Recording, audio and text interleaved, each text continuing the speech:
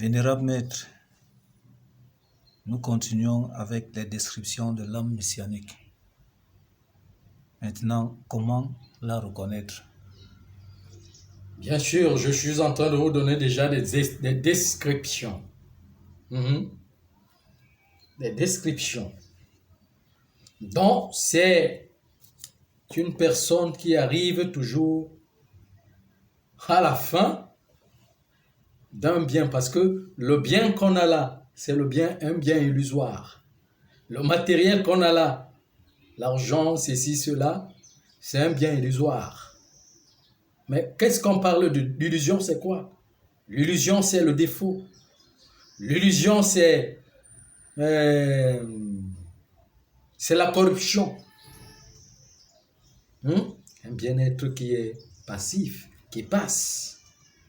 Donc, à tout moment que cette personne arrive quelque part là où il y a ce bien, il trouve que c'est à la fin. Bon, maintenant, il n'y a pas seulement des gens qui souffrent de cette façon. Il y en a d'autres. Comment je peux dire il y en a une autre portée de l'âme messianique, de cet âme, de cette approche, de cette âme que l'esprit, comment je peux dire, est rapproché beaucoup plus des forces de protection des mondes internes, dans les forces métaphysiques, qui empêchent que l'argent, le bien-être illusoire dure entre ses mains. Ça veut dire que c'est une personne, même si cette personne a des millions de francs, il y a des choses qui vont se présenter, qui vont lui faire dépenser cet argent jusqu'à ce que cet argent finisse. Donc c'est une âme qui est toujours dans un niveau, toujours dans la réflexion. Si rien ne reste entre ses mains,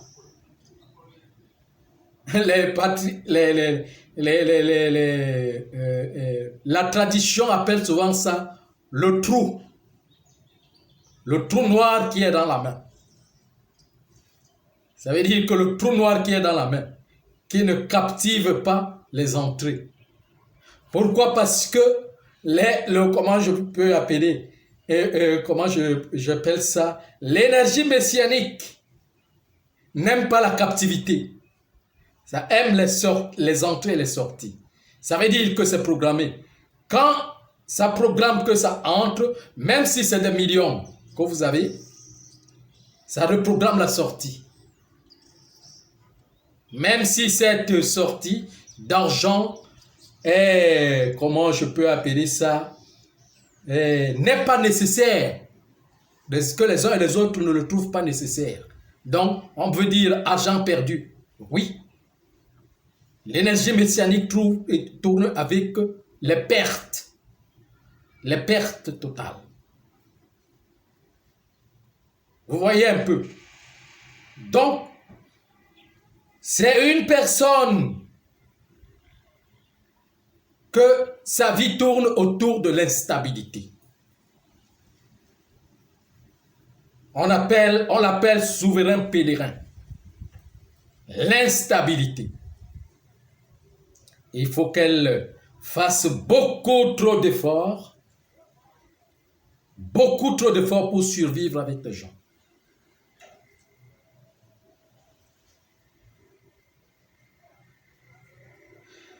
C'est une âme,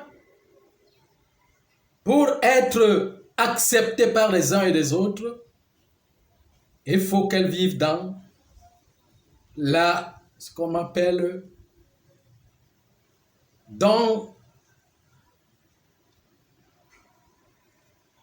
étant sournoise, ou bien on appelle hypocrite.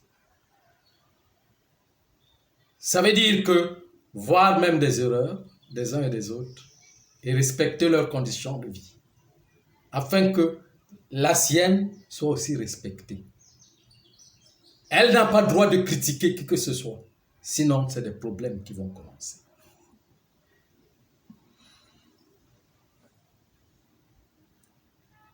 C'est une âme, quand elle arrive quelque part, les pertes commencent, auxquelles l'énergie des gagnants détecte l'énergie de la perte. Et cette énergie des gagnants, dans leur cœur, les inspire de repousser celle qui apporte les pertes. Les pertes de quoi? De l'établissement qui est fondé dans la corruption.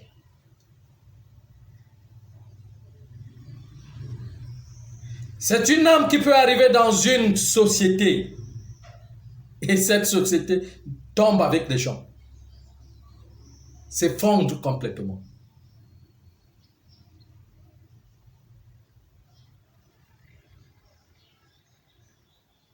Mais ça ne veut pas dire que cette âme est mauvaise ou que son énergie est mauvaise.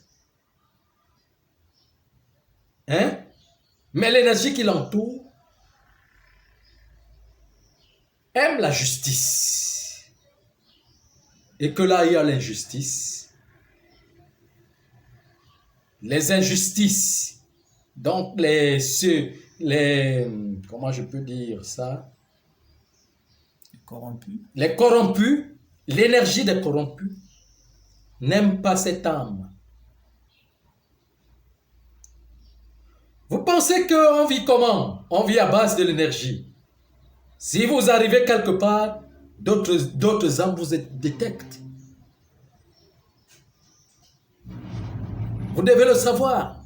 Vous arrivez quelque part, vous trouvez d'autres âmes qui vous détectent. Quelle personne vous êtes? Vous allez voir des gens vous repousser sans savoir ce que vous les avez fait. Vous ne vous connaissez pas. Vous ne vous êtes jamais vu. Et vous trouvez des gens qui disent que mon sang n'aime pas cette personne. Mon sang rejette cette personne. D'autres disent aussi, oui, même moi aussi, mon sang ne l'aime pas. Hein? Le plus souvent, on appelle ça, vulgairement dans les rues, le sang du maquereau. C'est pas ça? Le sang du maquereau. Quelqu'un qui arrive quelque part que son sang, comment je vais dire, les autres n'aiment pas son sang et tout le monde commence à rejeter.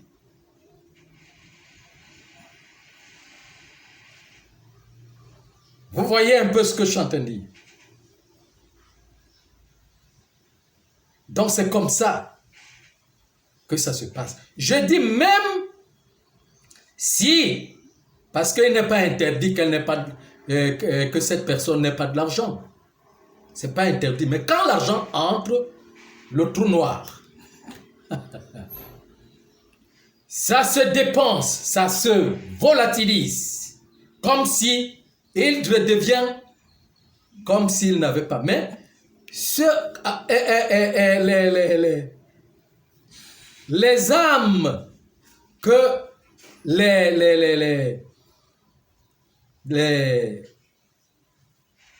comment je peux appeler ça?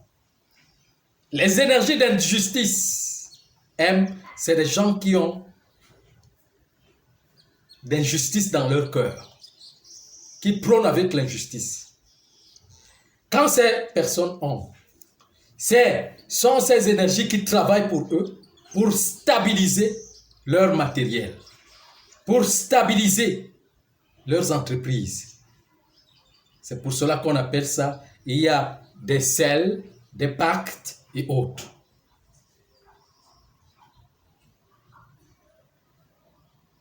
Ce n'est que l'injustice de ce monde qui fait fortune. Mais cette âme, quand l'argent entre, il ressort pour repartir. Il crée lui-même des problèmes pour repartir. Parce qu'il ne doit pas rester là. Et la réflexion continue. Voyez un peu. Oui. Vénérable Maître, cela veut dire qu'il n'y a pas seulement une seule personne qui vit ainsi. J'ai déjà croisé une autre personne qui a aussi cette même description. Qu'est-ce qui se passe? Voilà, c'est la bonne question que vous avez posée maintenant. La bonne question. Dans comment je vais dire, dans toute organisation du monde, il y a toujours une âme qui est plus élevée que toutes les autres âmes. Et que cette âme a plus d'épreuves que toutes les autres. Hein? Mais cette âme est accompagnée d'autres âmes qui sont aussi élevées, qui font partie de sa famille. Donc c'est une famille. Et l'ensemble de toutes ces âmes vont vivre la même épreuve.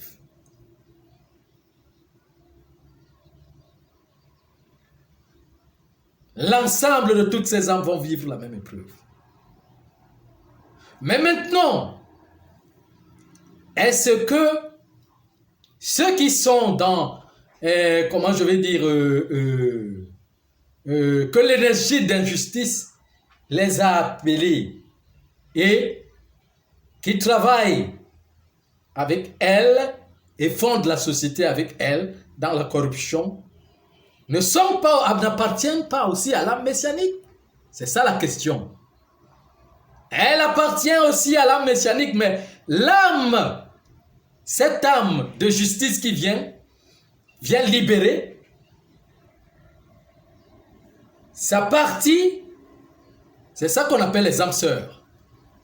L'autre partie de son âme qui est dans les chaînes, qui est emprisonnée. Donc sa mission est d'aller délivrer cette partie qui se trouve dans les chaînes.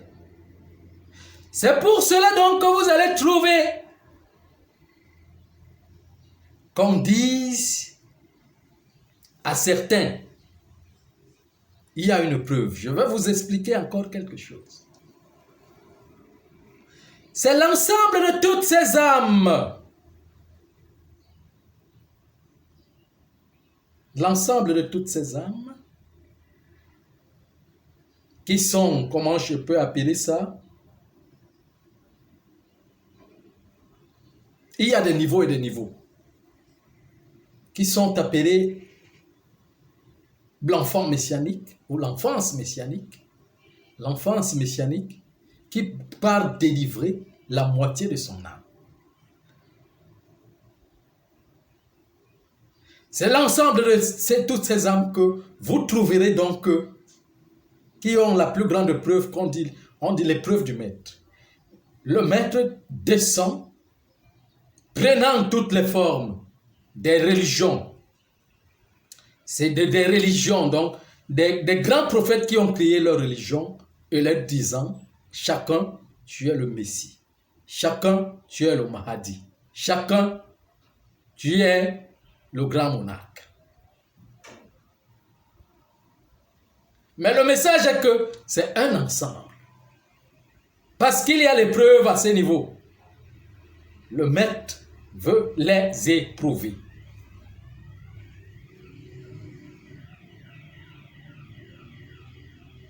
Veut les éprouver. Pourquoi? Parce que ces âmes aussi ont une grande domination en elles. Qu'il y a de la corruption. N'entendez pas que les justiciers, ça veut dire que au fond d'eux, ils ont la rancœur. Il faut travailler dans cette rancœur. Non, les autres sont en train de manger. Il faut que eux aussi, comment je vais dire, les fassent chuter pour prendre leur place. Il y a ça.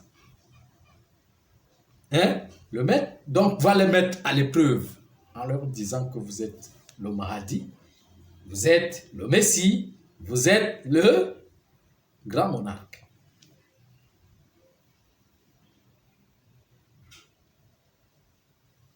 Est-ce que vous voyez ce que je suis en train de dire? Mais le but est que c'est un piège. Pourquoi? Parce que le Messie n'est pas un humain. Le Mahdi n'est pas un humain. Le grand monarque n'est pas un humain. Ce n'est pas une personne. Je l'ai expliqué ici.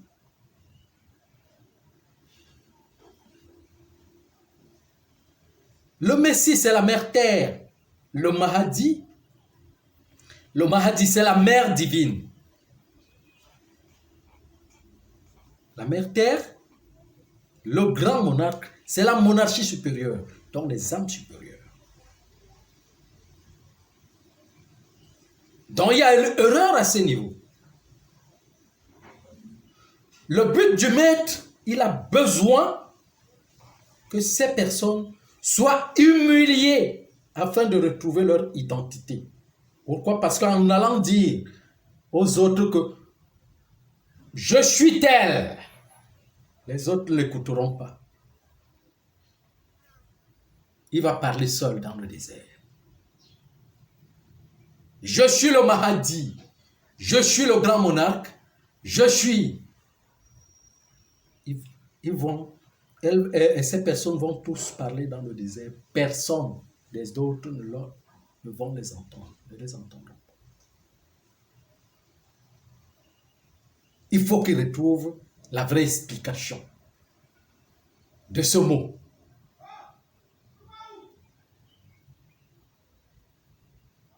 Maintenant, l'âme la plus élevée, qui est le chef, le commandeur de toutes les âmes, elle revient donc pour leur donner l'explication du piège que le maître les a mis. Toutes, afin de retrouver. Mais vous savez encore ce qui va se passer? Toutes ces âmes aussi. Regardez alors le niveau. On dit aux gens, vous êtes de Messie, vous êtes de Mahdi, vous êtes ceci. Ils partent lutter pour délivrer les autres. Mais quand leur maître vient maintenant les parler, ils commencent à discuter de la place du maître. Tous. Vous qui dites que vous allez délivrer les autres, vous n'êtes pas humble. Vous voulez que les autres soient humbles. Vous leur demandez de détruire l'ego. Et pourtant que vous-même, vous ne parvenez pas à reconnaître votre maître. L'âme la plus élevée. C'est pour ça que vous allez donc entendre que cette âme, l'âme la plus élevée, est dessus. L'âme la plus élevée est plus persécutée, est piétinée. Le voile empêche que personne ne peut reconnaître cette âme.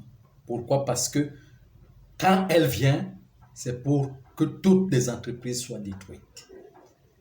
Mais les gens ne peuvent pas accepter quelqu'un qui vient avec une grande énergie qui doit détruire les entreprises qui sont bâties dans la corruption.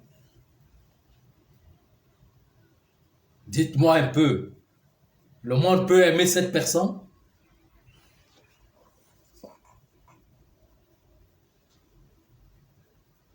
Est-ce que le monde peut aimer cette âme?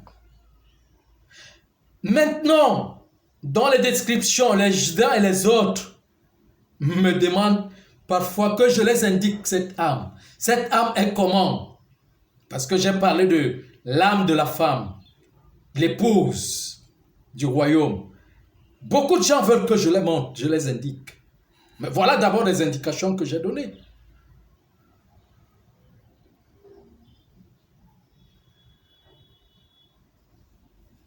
Me voilà d'abord, je suis une partie de la massicina. Hein? Qui m'accepte?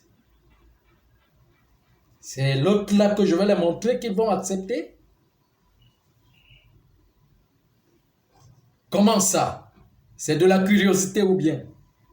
Je ne sais pas. Il est bon de devenir humble, de découvrir. Hein? De découvrir.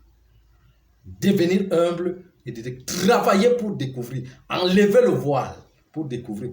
Oui, il y a des personnes qui sont capables de détecter cette âme, de voir cette âme. la découvrir, la voir là où elle se trouve. Il y a d'autres qui peuvent connaître et voir là où elle se trouve et refuser. Pourquoi? Parce que personne ne l'accepte. D'autres, 1, 2, 3, 4 personnes peuvent voir et venir. Poser des questions. Parce que c'est une âme qui est capable de répondre à toutes les questions. De tous les problèmes du monde. Parce que c'est l'âme la plus ancienne. Oui. Vénérable Maître, quelle est cette épreuve qui est si difficile pour nous, cette reconnaissance? L'épreuve qui est plus difficile pour vous parce que chacun de vous est et veut être devant tout le monde. Chacun de vous, des chefs, veut être le leader. Même celui qui est plus bas, que vous voyez, quand vous lui donnez une chaise qui correspond à sa place, il commence à convoiter la chaise qui est au-delà de sa chaise. Quand il va arriver là, il va commencer à convoiter encore l'autre chaise qui est plus haut. Plus encore, plus haut, plus encore. Donc, il y a de l'insatisfaction, c'est ça. Mais si chacun connaissait sa place et restait à sa place, peut reconnaître l'autre, la place de l'autre. Tout simplement, c'est reconnaître la place, sa place, et l'accepter, reconnaître la place de l'autre, de chacun. C'est le véritable problème. C'est le problème qui apporte des guerres. Chaque personne veut être souverain et commander tout le reste du monde. Vous avez cette ambition, vous allez trouver des millions de personnes qui ont cette ambition. Je vous le dis, hein? Je vous le dis. Vous allez trouver des millions de personnes qui ont la même ambition. Chacun veut être leader du monde entier, commander tout le reste du monde. Dites-moi alors, comment ça peut marcher?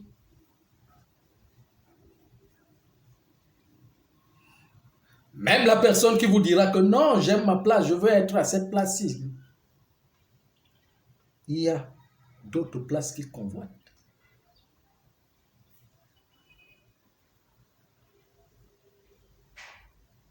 C'est ça qu'on appelle désordre. Personne ne connaît sa place.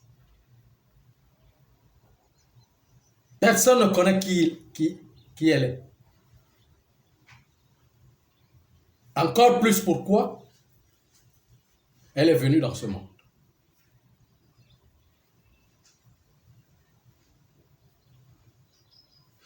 Donc c'est l'âme la plus détestable du monde. La plus, comment je vais dire, la plus détestée. Qu'on n'aime pas qu'elle fleure autour des gagnants.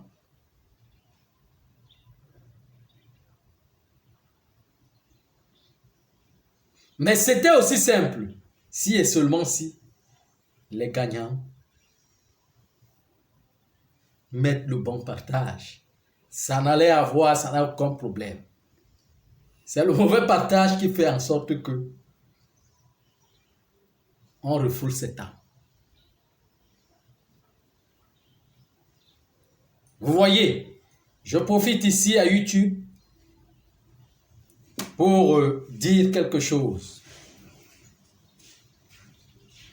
Je ne peux pas dévoiler le nom de la personne, mais j'ai vu à YouTube quelqu'un, une femme, faire les cartes pour décrypter la personne qu'on appelle le grand monarque. Cette vidéo n'est plus à YouTube. La personne là a fait une vision terrible. Personne d'autre n'a fait cette vision. Quand elle a tapé les cartes, tout ce qu'elle a dit, il y a quelque chose, quelques brèches de trucs qu'elle n'a pas trouvé, mais tout ce qu'elle a dit dans ces cartes.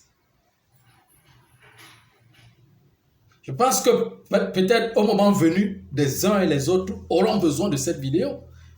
Peut-être qu'elle est pourchassée ou bien il y a un problème qui s'est passé, qui fait en sorte qu'elle a enlevé cette vidéo. Pourquoi? Parce que il y a certains ici dans les sociétés secrètes qui connaissent la description de cette personne, comme elle a tapé les cartes. Les autres n'ont pas de problème, parce que beaucoup n'ont pas trouvé. Et beaucoup ont même marché derrière sa vision à YouTube pour parler du grand monarque. Quand elle donnait la ville, elle parlait du pays, de l'endroit où elle est née, elle n'a pas donné la description. Mais elle a dit dans ses cartes que la personne ne se retrouve pas en France. Cette personne se retrouve dans le pays là où son intime est indiqué. Vous voyez, cette personne pourra se reconnaître. Elle a trouvé tout. Elle a dit tout de l'enfance jusqu'à tout ce qu'elle a dit. Cette âme la plus élevée, je le dis ici, aujourd'hui, est parrainée par la femme.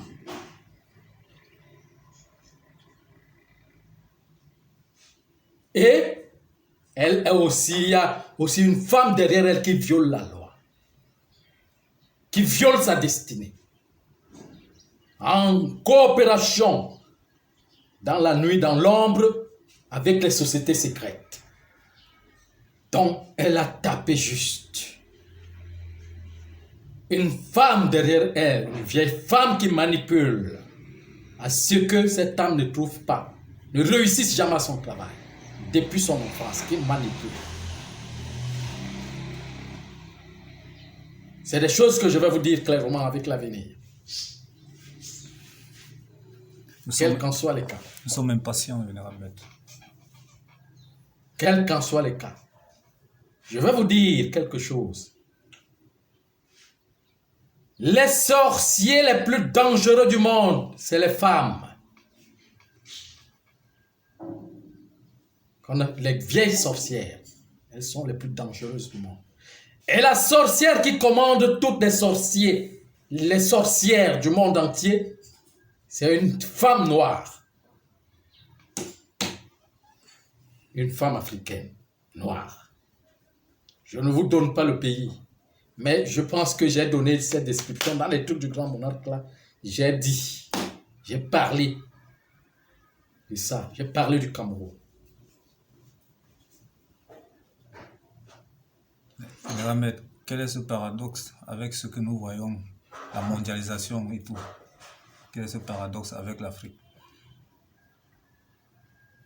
Bon, le paradoxe avec l'Afrique, c'est que les plus grandes énergies découlent de l'Afrique. Découlent de l'Afrique pour mettre le monde, pour faire l'établissement de la matérialisation, l'établissement des fortunes. Hein? Je vous ai toujours expliqué que dans toutes les institutions, que vous voyez chez les Blancs ou chez les Noirs, toutes leurs forces viennent du village. Parce que c'est au village qu'il y a la forêt. C'est au village, dans les terres, qu'il y a les ressources. Hein? Toutes les métaux, les grands métaux qui portent, les émeraudes, les saphirs, les cécis de protection viennent d'où? Diamants et autres viennent d'où? Ça vient du village. Donc toute la force des géants vient des indigènes, ce qu'on appelle indigènes. Vous voyez, même celui qui est assis là au niveau de l'administration, ici même en Afrique, les gens qui sont assis dans les administrations là, leur force vient du village. Vous ignorez ça? Toute la force mystique est enfouie. La force mystique est enfouie là où tout le monde dénigre. on appelle indigène. Donc, quand les gens voient comment le monde fonctionne, ça fonctionne bien.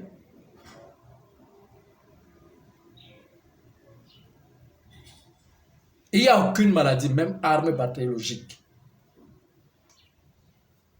qu'on ne peut trouver sans remède. Il y a toutes les plantes du monde entier sont pour ça, pour faire ce travail. Non, ces gens, ils nous embrouillent alors. Si et seulement si, n'importe quel problème, le virus du sida est arrivé en Afrique, non? Ça a tué des millions de personnes. Mais avant que ces personnes meurent, ils résistent, non? Seulement parce que les gens, tous ceux qui trouvent le remède, on les assassine. Mais il n'y a pas quelque chose. Je vous ai parlé de moyens naturels là, non? Hein? Puisque ceux qui manipulent leurs enjeux ne peuvent pas donner la priorité aux uns et aux autres. Hein? C'est comme chez nous. Ici en Afrique, il est dit, il est connu avec des lanceurs de sorts. Ils sont deux. L'un jette le sort et l'autre vient soigner. Il y a beaucoup d'enjeux dans la sorcellerie, dans le mysticisme. Vous comprenez un peu ce que je suis en train de vous dire. Alors, donc, cette âme est insignifiante. Pourquoi les gens recherchent quelque chose d'insignifiant si eux-mêmes veulent encore gagner? Sinon, si vous voulez perdre, vous allez découvrir cette âme au moment où vous allez perdre. Quand vous serez désespéré. Parce que c'est seul le désespoir peut vous ramener vers cette âme. Rien d'autre.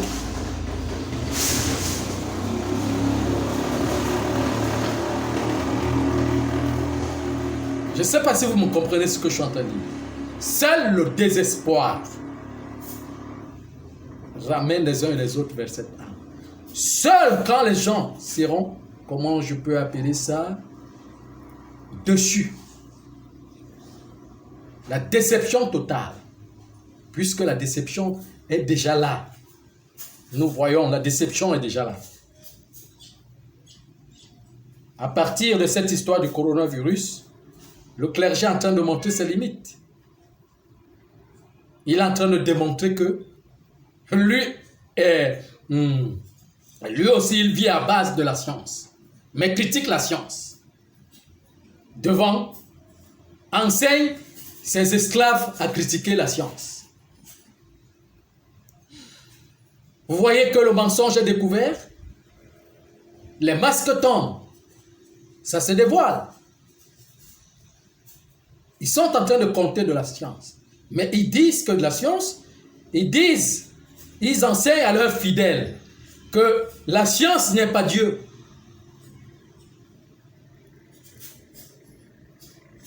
Qu'ils montrent alors l'omniscience, qui est capable de détruire le virus, qui montre qu'ils sont des petits dieux.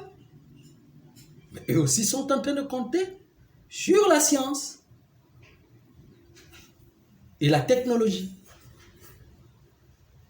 Vous voyez des formes de mensonges? C'est comme ça que les choses seront dévoilées,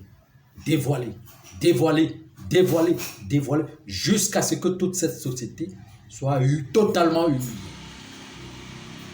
Je vous le dis. Totalement humiliée.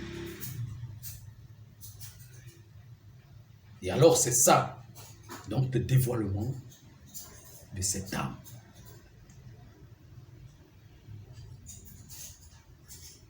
Je ne sais pas si vous comprenez ce que je suis en train de dire. C'est ça le dévoilement de cette âme.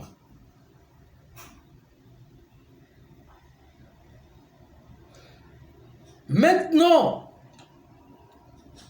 les uns et les autres posent la question. Mais celui-là nous dit des choses. Il est fou. Comment peut-il nous parler de la femme? Que la femme viendra humilier les hommes. C'est que la femme, c'est une femme qui est au-dessus du monde. Hein? Parce que nous sommes dans le monde matériel. Celle qui commande la matière, c'est la femme qui commande la matière.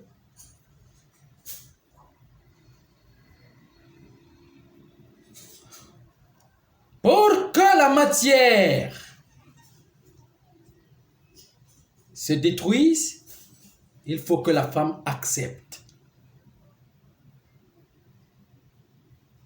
Je vous ai parlé de cette femme sur deux volets.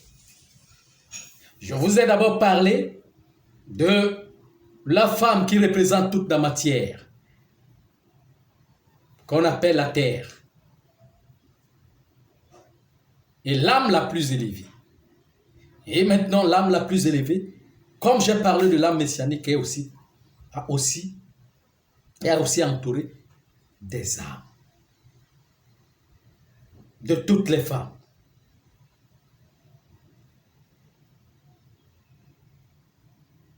Pour que les âmes des hommes, petite h, puissent se réaliser, puissent se compléter. D'ailleurs, est-ce qu'ils sont déjà au niveau? À quel niveau pour déjà arriver au niveau de la complétude? Il faut l'énergie de la femme.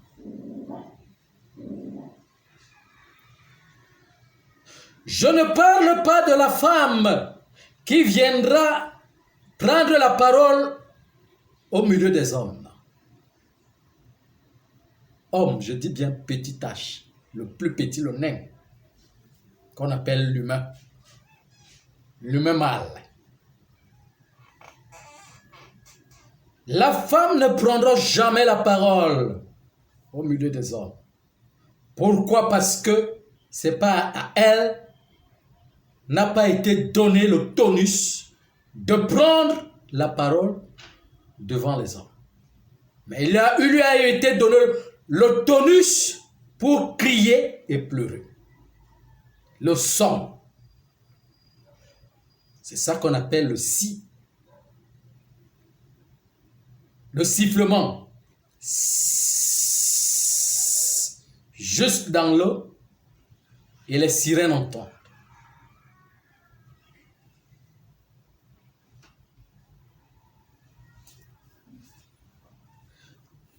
Donc, tout ce dévoilement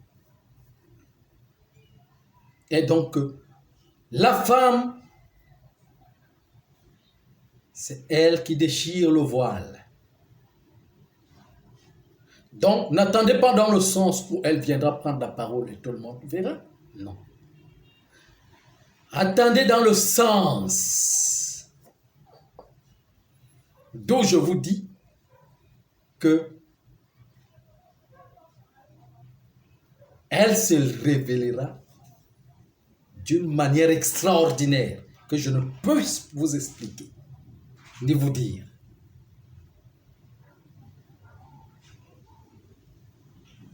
Quand la grande sorcière sera dessus complètement, qu'elle a été trompée, la reine du monde se dévoilera. La reine messianique se dévoilera. Et la grande sorcière du monde est en train de partir de déception en déception. De déception en déception. Je contrôle ces choses. Je contrôle ces choses. De déception en déception. De déception en déception.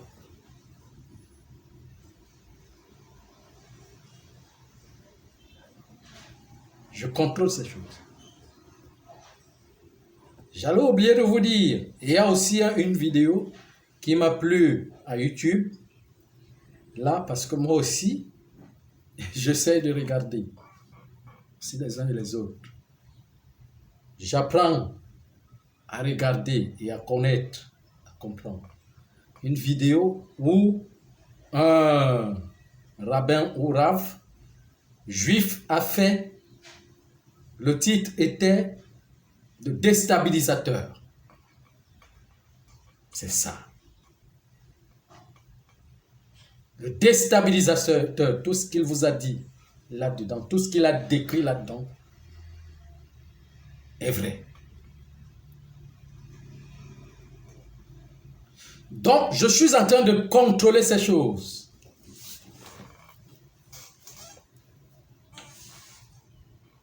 La reine du monde a été attirée par la grande sorcière. La grande sorcière l'a mis dans son piège pour l'attraper, mais elle n'arrive pas à attraper. Elle va de déception en déception et elle se fatigue.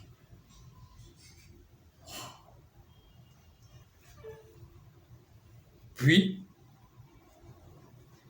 quand la grande sorcière sera déchue complètement, elle mourra. Et les fantômes ne l'obéiront plus. Puis, la reine du monde se dévoilera.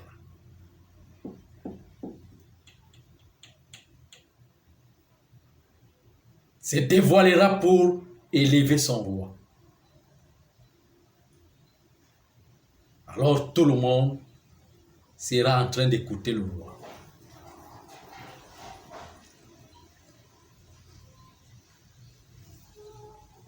Vous comprenez ce que je suis en train de dire?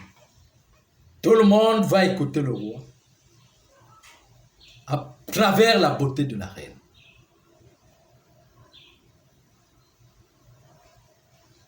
C'est ça, ces chiffres.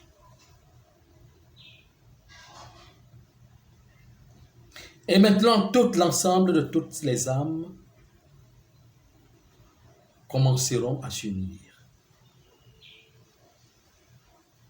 Parce que de un, tout ce qui vénère et aime, qui les font peur d'avancer, comme la Bible, la Torah, le Coran, les Védas, le Bhagavad Gita et autres, tous ces livres-là seront brûlés.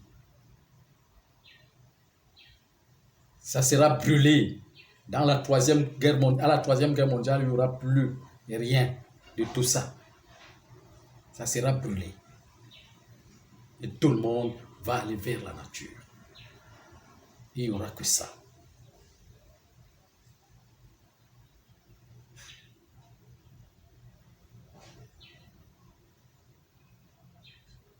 Vous voyez ce que je suis en train de vous dire.